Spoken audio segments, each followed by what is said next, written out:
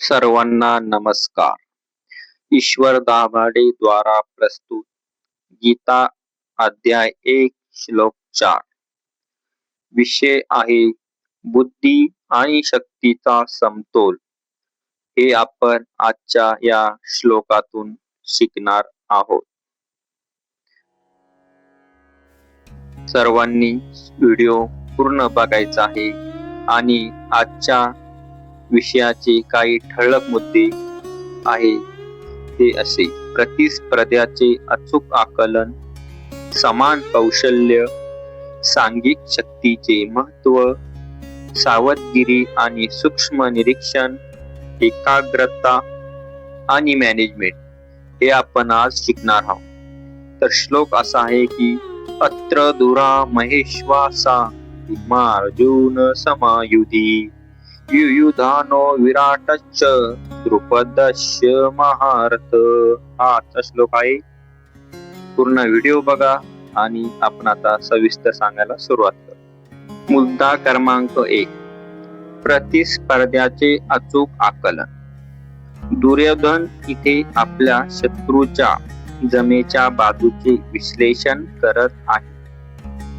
आजच्या कॉर्पोरेट जगात किंवा वैयक्तिक आयुष्यात आपल्या समोर असलेल्या आव्हानाचे किंवा प्रतिस्पर्ध्याचे योग्य मूल्यमापन करणे आवश्यक असते. संकटाकडे दुर्लक्ष करण्यापेक्षा किंवा त्याला कमी लेखण्यापेक्षा त्याचे सामर्थ्य ओळखून तयारी करणे हाच शहाणपणा आहे. मुद्दा 2, समान कौशल्य. आपण जेव्हा एखादे कार्य करतो तेव्हा आपले निकष सर्वोत्कृष्ट लोकांशी जुळणारे असावेत. केवळ मोठ्या नावांनी घाबरून न जाता आपली गुणवत्ता त्यांच्या तोंडीशी कशी होईल यावर लक्ष केंद्रित करणे. मुद्दा 3, सांघिक शक्तीचे महत्त्व. येथे युयुधान, विराट आणि द्रुपद म्हणजे यासारख्या विविध पार्श्वभूमी असलेल्या योद्ध्याचा उल्लेख आहे. हे सर्व मिळून पांडवाच्या बाजूने लढत होते. तर आजचा संदर्भ लागू होतो की कोणतेही मोठे उद्दिष्ट गाठण्यासाठी वैयक्तिक कौशल्यापेक्षा टीमवर्क महत्वाचे असते. वेगवेगळ्या क्षमता असलेल्या लोकांना एकत्र आणून एका ध्येयासाठी काम करणे हेच यशाचे गमक आहे. मुद्दा 4, सावधगिरी आणि सूक्ष्म निरीक्षण. यश मिळवण्यासाठी केवळ ढोबळ नियोजन पुरेसे नसते, तर एकदम बारीक सारीक तपशिलावर लक्ष देणे आणि प्रत्येक संभाव्य धोक्याची नोंद घेणे गरजेचे असते.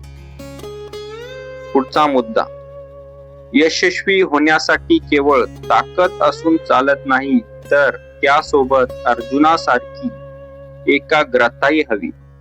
या शब्दाचा अर्थ असा की तुमच्या टीम मध्ये किंवा स्वतःमध्ये शक्ती आणि बुद्धी यांचा समतोल असणे गरजेचे आहे. मुद्दा पुढचा, मॅनेजमेंट.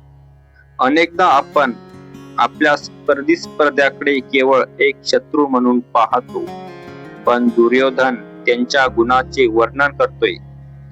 आयुष्यात प्रगती करायची असेल तर आपल्या विरोधकाकडून शिकण्याची तयारी हवी.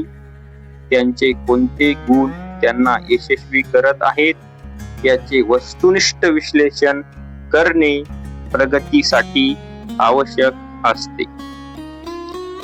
तर आपल्याला या श्लोकातून हे शिकायला भेटतं की जीवनाच्या युद्धात उतरण्यापूर्वी आपल्या शक्ती आणि मर्यादा ओळखा.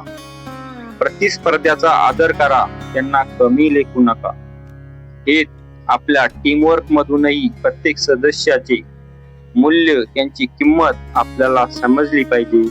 तर आपण जीवनात यशस्वी होऊ इतकी इम्पॉर्टंट माहिती आपल्याला या श्लोकातून 5000 वर्षापूर्वी सांगून ठेवलेली आहे. म्हणूनच म्हणतात की गीता हा जीवन चेंज ग्रंथ आहे, जीवनाला आकार देण्याचा ग्रंथ. सर्वांना नमस्कार. माहिती आवडली असेल तर चॅनलला सबस्क्राईब नक्की करा, जेणेकरून नवीन नवीन माहितीचे व्हिडिओ आपल्याला लगेच भेटत राहील. रामकृष्ण.